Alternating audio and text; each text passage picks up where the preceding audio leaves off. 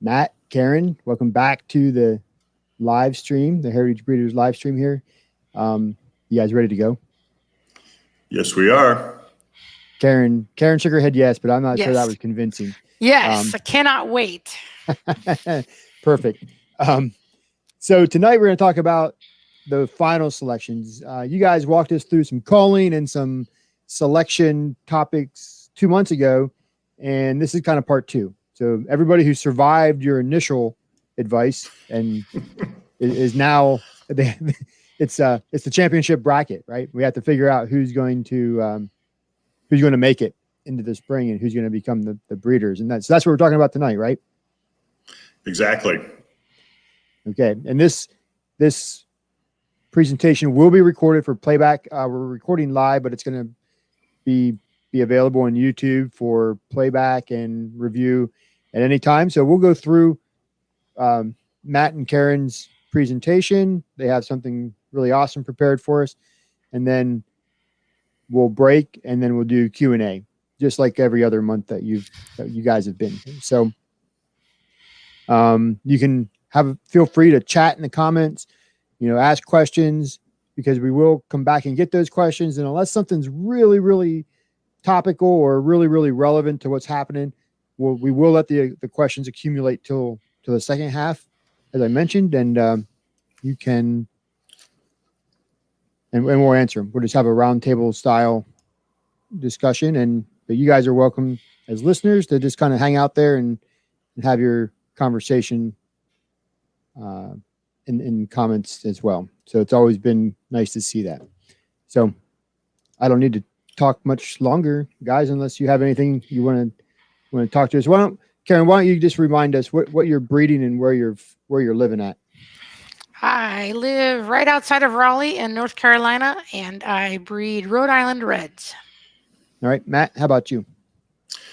Okay, I live in Lindsborg, Kansas, which is right in the center of the state, a little bit south of Salina. And I have 5 breeds, 2 APA breeds, Welsumers and Salmon Faverolles. And then I have a restoration project of Erminettes, a long-time breed that was thought to be extinct. And then I've got 2 project breeds. I don't know if you call them designer breeds or what, but I've got 2 other breeds, Smoky Blues and Red Erminettes, that I'm working on. So. Fantastic. So, and if you're coming in and you're listening, go ahead and feel free to leave a comment where you're located at, where you're listening from, and if you're breeding birds, what you're currently breeding, or what you might be looking to breed in the future. So, all right, let's go ahead and kick this party started. So you guys want your presentation up? Yep. All righty. Here we go. Okay, tonight we're going to talk about final selection, as Mike mentioned. This is a pretty important step. It's really the culmination of your breeding year, of your growing year.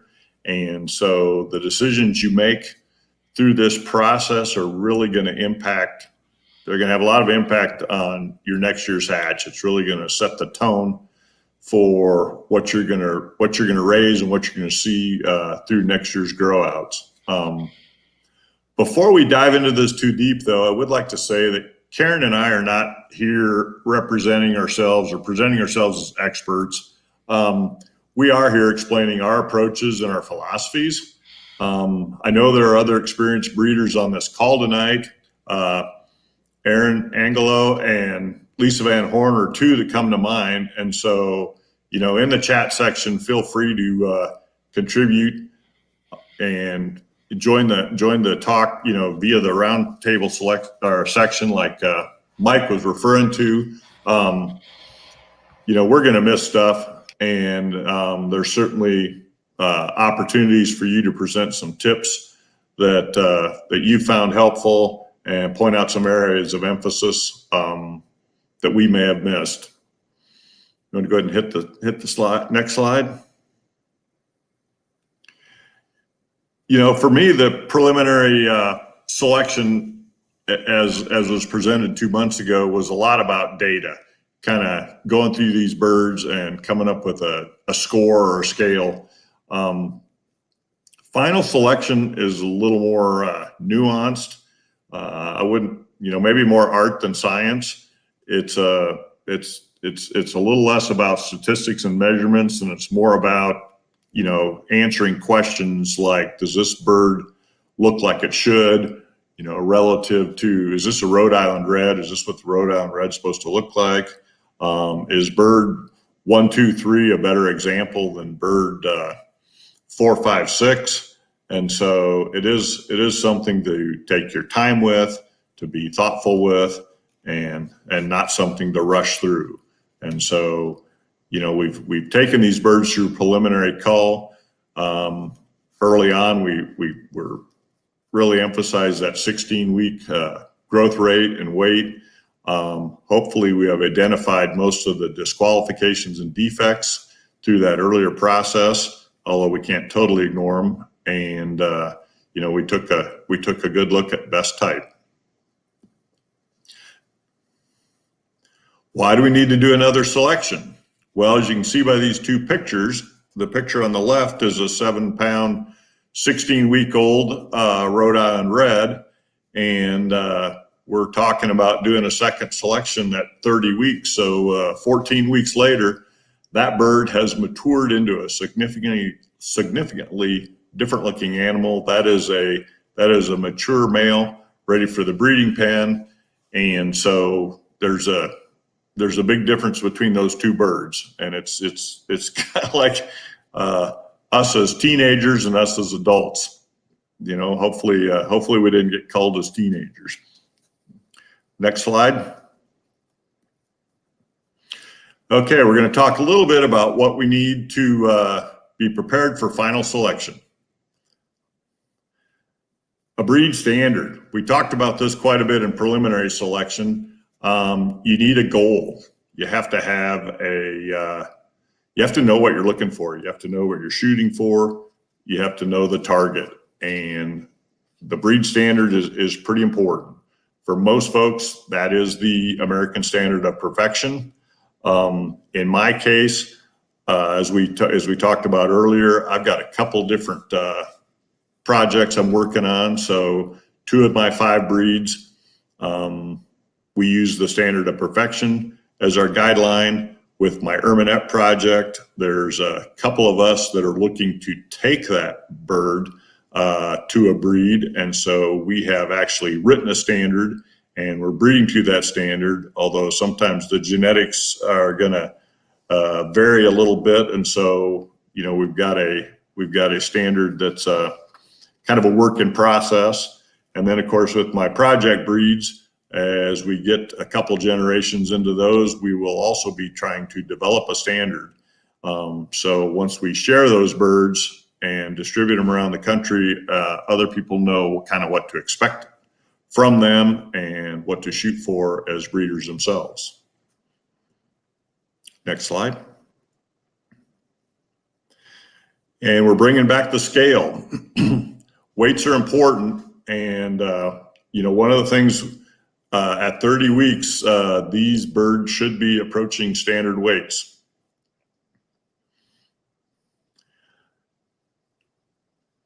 Hey, you're dancing around there, Karen. Let's go to the elevated cage slide. One of the tools that I found really helpful are elevated cages. I really think you really see your birds differently when you get them up at table height and can really look at that, that picture on the right. That profile of that bird is so very important in this stage. And is that bird shaped like a Rhode Island Red? Is that what it's supposed to look like? I think, we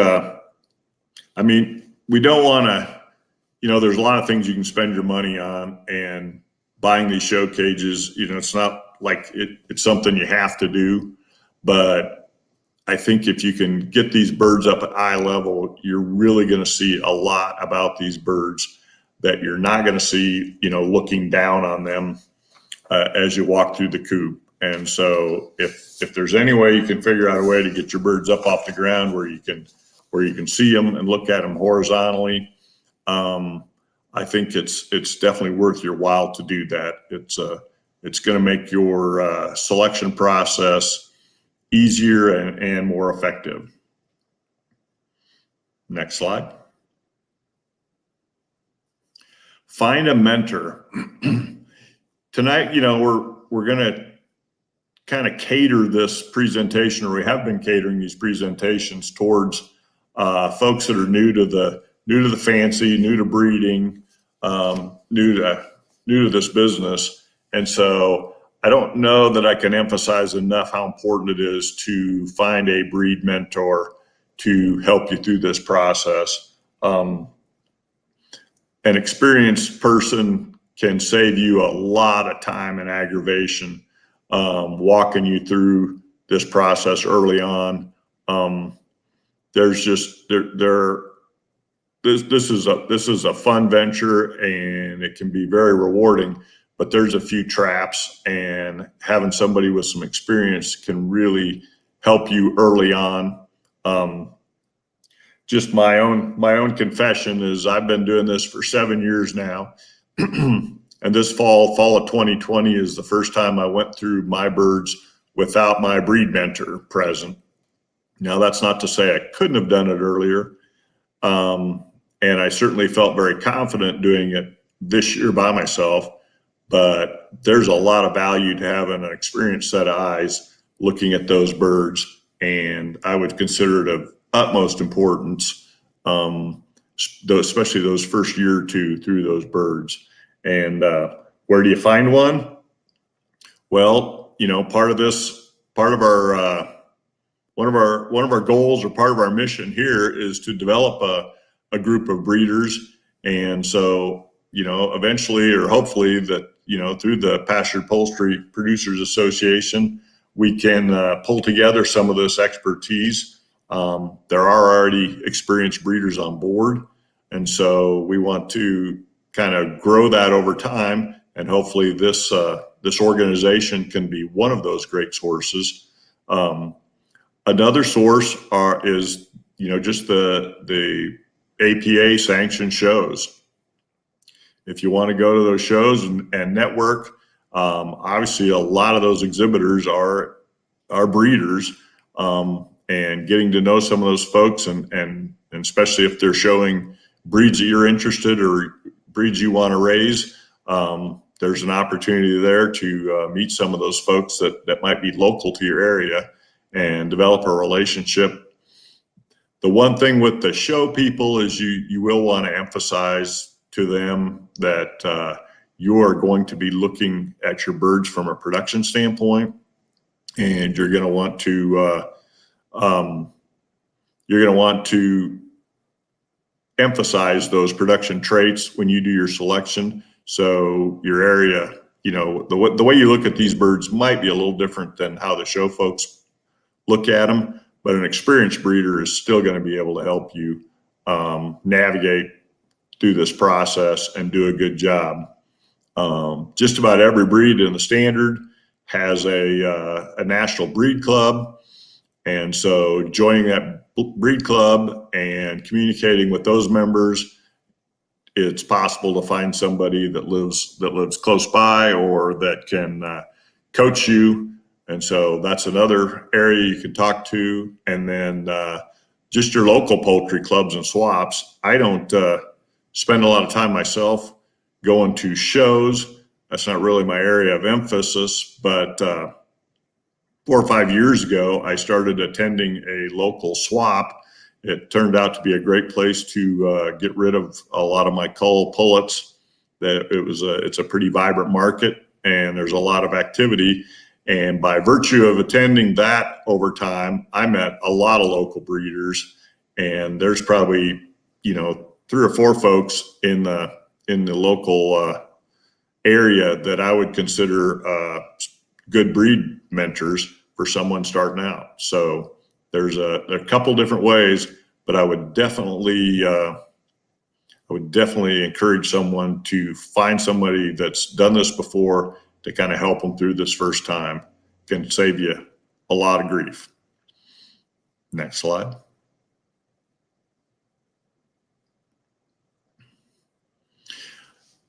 when are we doing this? 26 to 32 weeks is really a good time. 30 is kind of our target. You want to do this when your pullets have started laying, but before they're in the breeding pen. You're looking at, you're looking at birds. You want to know they're actually in production. At 30 weeks, they should be. We need to know that that's happening. Your goal starting out, you're really looking at trying to just get some numbers together of quality birds. Your first time through, your goals are going to be fairly general. This time through, in year 7 with my birds, I really spent some time. I felt like I needed to develop some consistency with keels, and a couple of my breeds, I felt like I was having issues with too short of keels. In a meat bird, a long keel allows you to put on a little more breast meat. And so, as you move forward, those breeding priorities are going to change year and year depending on how your birds are developing. And so, but it's always important to kind of know what you're shooting for when you start. And then there's always the question of how many birds to keep. And that's typically dictated by what you have space for and what kind of breeding system you're choosing to employ. But, when you start through this, it's like, you got to know where you want to end. So next slide. Karen and I decided to put this together just to demonstrate the differences in how we each approach this. And so my timeline and number of goals is I breed and grow out quite a few birds. I've got a good market for my cull males as meat birds. I've got a good market for my cull pullets as backyard layers, or in some cases production layers, pasture production layers. And so for me to kind of achieve my goals of breed improvement, I like to hatch at least 200 chicks of each breed. And I think we talked about that in one of the previous sessions. And so just kind of walk through the process. We do preliminary culling at 16 weeks of both the males and the females. Out of the 200 birds, of which we're going to just roughly say 100 males, I like to keep 12 to 15 in the preliminary selection phase, and 25 to 30 females. And then when we're going through at 30 weeks, is what we're talking about now, I'm going to take that group of 12 to 15 males and I'm going to pare it down to the best 3. And the same thing with the females. I'm going to take those 25 to 30 females and pare those down to the best 12. And those 12 females are going to be my breeding pen. Now that's a target. I would say this year with my Erminettes, for example, I had a hatch that didn't go very well. One of my 3 hatches didn't go very well. And then one of the hatches that did okay, we had an issue, a grow out issue. And so we didn't end up with near as many, maturing birds as I had hoped. And I ended up with about 15 females at 16 weeks old that I considered good enough to keep. And as I went through them at 30 weeks, I really only found 8 birds that I felt like were worthy of moving on to the next level and being part of the breeding flock. And I kind of learned early on back that I was better off keeping quality than quantity. And so it wasn't going to do me a lot of good to raise out a bunch of chicks from substandard girls. So this year I was able to find 3 pretty decent males, but I really only had 8 females that came up to kind of met my criteria for good birds. And so, 12 is the goal, but you don't always get there. And in Karen's case, her breeding style or breeding strategy evolves around family groups. And so she hatches chicks on a per family basis. And so when she goes through 20 at 26 weeks for males and 33 weeks for females, and I know she said, and you're on the call, Karen, I guess you can speak up whenever, but sort of the differences, like you said, the per family versus just each breed. And then I don't look at my boys. So when I look at my girls for the first time is when I look at my males for the second time. I don't even look at other than the defects and the culling along the way, I don't look at my girls till after they're in production in terms of selection. Whereas you said you looked at your boys and your girls at butcher weight. So, and so when I look at the males again, and then I don't put my girls into the breeding pen till after their first molt. So it's just a lot later, but just different.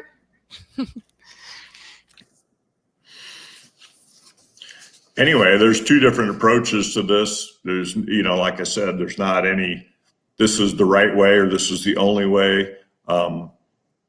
As we talked about, in our preliminary selection, I can breed larger numbers and kind of benefit from that large number.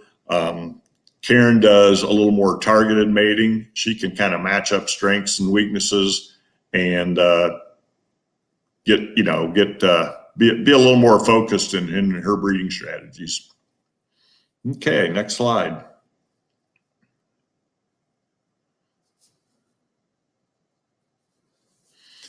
We'll talk. Excuse me? I said, we already said this. I'm sorry. Okay, go ahead. First thing we're going to do is weigh those birds and confirm that they are on track. And by being on track at 30 weeks, they should be pretty close to that standard weight. The male should be pretty close to that cockerel weight. The females should be pretty close to that pullet weight. Karen and I were comparing notes. In my case, I'm usually doing this in September, and my boys grow pretty fast up to 16 weeks, and then we typically end up with a pretty hot July and August, and they really slow down. And so I tend to be just a little under these weights when I'm doing my September selections at 28, 30 weeks. Karen in North Carolina, and much more temperate climate, summer's easier on her. Her birds are closer to the adult weights by 33 and 26 weeks. So, there are some environmental factors, but once you get familiar, these standard weights are there for a reason, and they are our target. So, next slide. Observe your birds. In talking through this, I really feel like this might be one of the more important slides that we were able to find. Karen found this drawing. I think it really emphasizes or gives us an opportunity to talk about the shape of the bird relative to the breed. As you look through this, we've got a couple different breed examples. Karen's raising Rhode Island Reds, and that pullet is dead center in there. You really get a good feel for that long straight back, the tail angle, the depth of the breast, the wing set. There's a lot of value to these pencil drawings. There's a lot of reasons we end up picking the birds that we do or the breeds that we do. And some of that is the aesthetic value that we see, and some of that centers around some of the feather color. And I really feel like our eye can get distracted oftentimes by feather color and kind of lose sight of the actual shape. And so these pencil drawings kind of take that whole feather color piece out of it and really allow you to see the shape of the bird. And this is a really important aspect of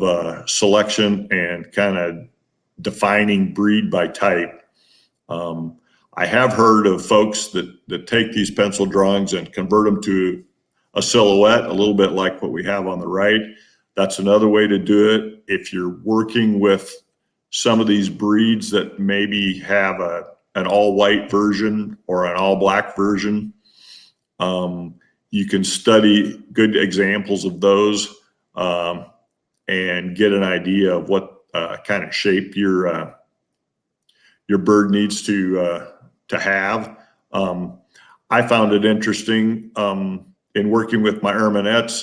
It's kind of a breed that's been around and was developed like a lot of them as a composite of other breeds, but it has a lot of barred rock, Plymouth Rock influence, and you see that big deep pullet over there on the left in the center row, and but it's also got some Mincora influence into it. And if you look at that Mincora pullet down in the lower right hand corner, she's got a much more upright stance than the Plymouth Rock. And so when I really found a lot of value in this slide, because my girls really have that deep body of that Plymouth Rock bird, but they've got that back that slopes from tail up to the neck, and that different kind of breast shape than the Plymouth Rock. And so in looking at that, you can really see the influence of two breeds that help kind of shape what the Erminette has become. And, kind of same thing with that Mincora male up on top. And looking at my Wells Summers, they're very much body shape wise to that Rhode Island Red in the center. And of course, the Faverells have a very distinct shape. It's not really represented here, but they're kind of known for their wedge shape body, a little more of a triangle point front and pretty wide in the back. And so this is an important thing to emphasize.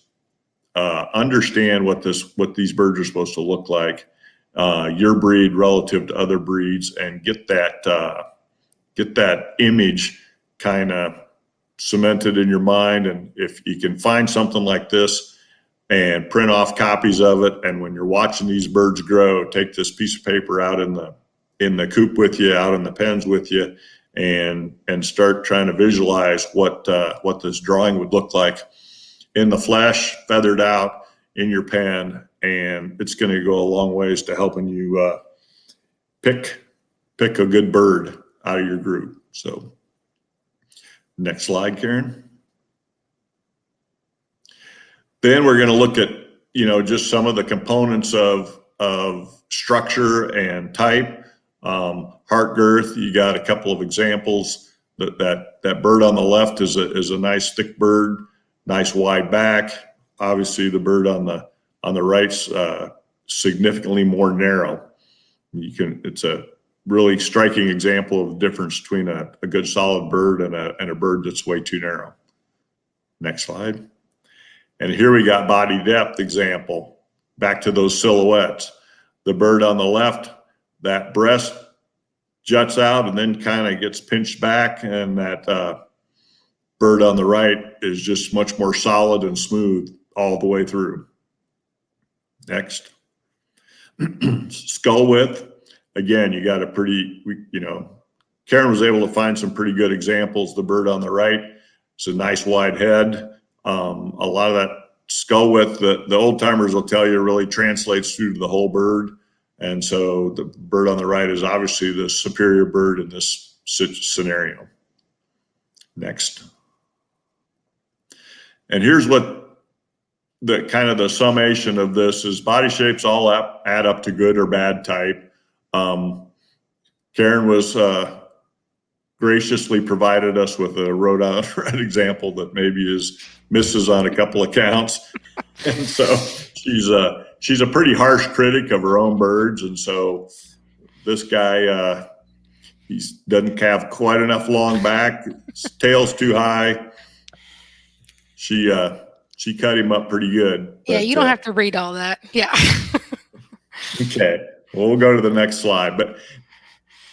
And then one of the things, you get these birds up on the tables and you can see the stance, and you know, you're thinking about a bird that's going to carry some weight, going to carry some meat on the frame. You're looking for a nice wide stance. You look like a bird, straight legs and a wide stance.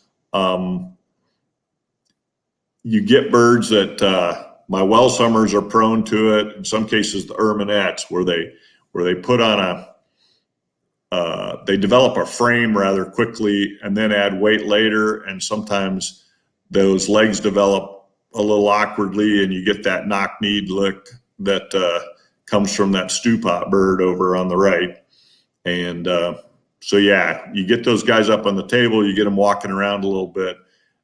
That's pretty easy to observe, but it's something you don't necessarily see when you're, you know, 5.5 feet, 6 feet off the ground, walking around the coop, and they're running them down at ground level. So,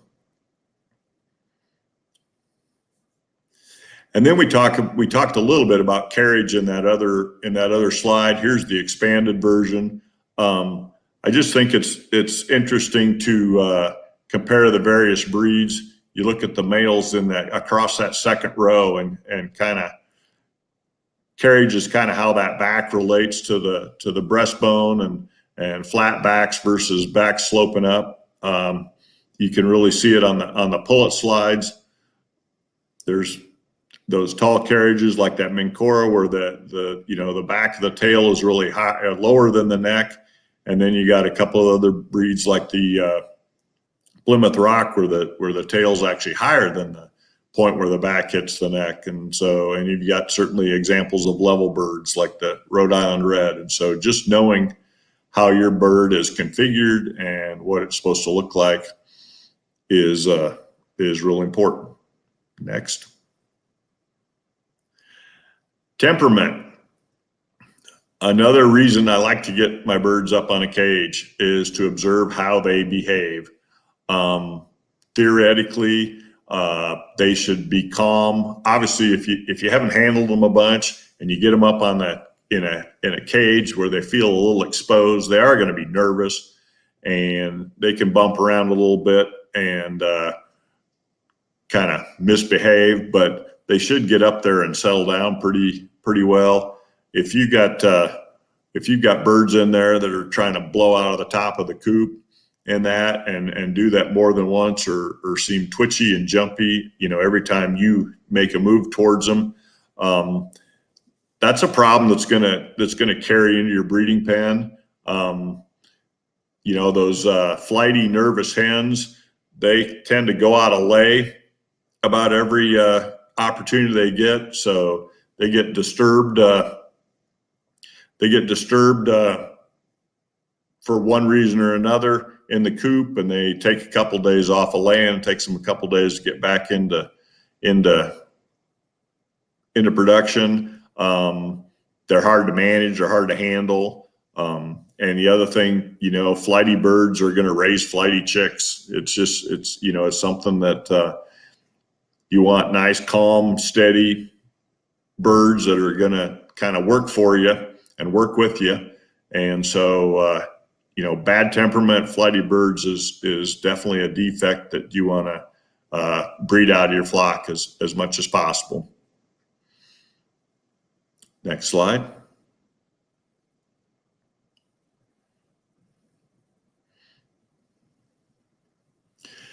Condition and vigor. This is, we talked a lot about vigor in the early selection criteria. Hopefully we don't have too many sleepy, weepy birds or poor doers. But one thing that can happen with these birds is you get, they've made preliminary selection. They got put in a different pen at 16 weeks, but you still can have, in the case of a cockerel, you can have a cockerel that was in pretty good shape early on, and in a smaller group got bullied and kind of is no longer thriving. It's probably going to show up on the scale, but it's also going to show up in his overall condition and just how he interacts with his brothers that he was raised with. And you can have some of the same issues with some of the pullets. Sometimes with the pullets, that bird will be cowed or it'll be flighty. And so, just an observation. Again, get them up on the table, see how they function, see how they behave, see how they walk around, see how they interact with other birds. It's all about keeping and raising birds with good vigor. Color, we talked about this a little bit the first time too. I'm kind of an advocate of build the barn and then paint it. And so as we're doing this from a production standpoint, all those traits, all the body type, all that is, in my opinion, is more important than color. But it's also, you got to be aware of you can breed yourself into some traps. And so you need to know enough about the color of your birds that you don't get yourself in trouble. In my well summers, one of the defects is white feathers will show up in the wings, after the 4th or 5th molt. And so that is not something that you would want to ignore. Even, you could breed birds that weren't exactly the right color, but you got to understand the defects. You got to understand the breeding traps with your birds, and color is one place you can get a trait set in your flock. And while you're working on bodies and working on type, and get a color trait set that it might take you 5 or 6 generations to work back out. And so you don't need to emphasize color early on, but you need to understand it and make sure that you're not getting yourself in trouble. And I'm a pretty big fan of the standard of perfection, but I would say that probably the weak spot of that publication is those color drawings in the book. I'd be wary of them. I would be more interested in talking to some folks within the breed club and getting some good pictures of kind of show quality birds to get a sense of how your bird should be colored, maybe rather than trying to relate to the colors in the standard. You can sure read the descriptions in the standard and get a sense of what those birds should look like. But if you want to see that kind of get those images, I would try to find good pictures of good specimens rather than try to rely on the pictures in the standard. And color's just more than feathers. Obviously, there's a lot of components here, and so these are very a function of your breed, and so it's important to know what your breed's supposed to have and build your bird accordingly. Combs and waddles are another characteristic that don't necessarily impact production, and so they are lower on the list in terms of selection criteria. But you do want to make sure that they're just not so out of whack that either flopping over or they don't fit the breed profile at all. Same thing, it's you don't necessarily have to have perfect combs, and you don't want to be culling birds because their combs are imperfect, but you also don't want to have something so outlandish that it throws the bird off color-wise, and when it does come time to fix it, you're back to breeding a couple generations to get it straightened out. So next slide. When we're looking at these birds, we're hoping that we expect that these birds are, especially the females, are sexually mature and they're in production. And one of the things you're gonna notice on your pullets is you're gonna see bright red combs and developed waddles. Those are things that I don't necessarily see on my birds or my girls in particular, when I go through them at 16 weeks. And when I go through the boys at 16 weeks, some of those have started to develop and others are a little bit behind. And so I'm going to check that again just to make sure that they've developed in accordance with what you expect for their age. Production characteristics, you're still looking at abdominal capacity. Those girls should be in production, and so they should be opened up. Pelvic bones should be flexible and should be plenty of space between them. And then, of course, your actual records is important. Go ahead, next slide. We should be wrapping up here, Mike. And just from a strategic standpoint, offsetting your faults. If you've got issues with no bird's perfect, but just make sure you're not breeding fault to faults, because you're going to carry those through to your offspring.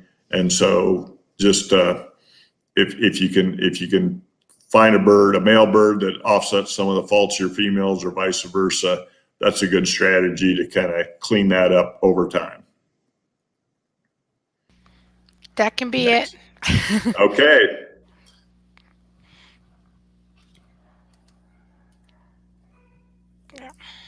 Sorry this ran so long.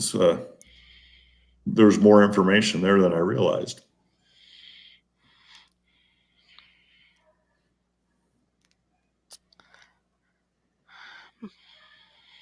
Mike, you're muted.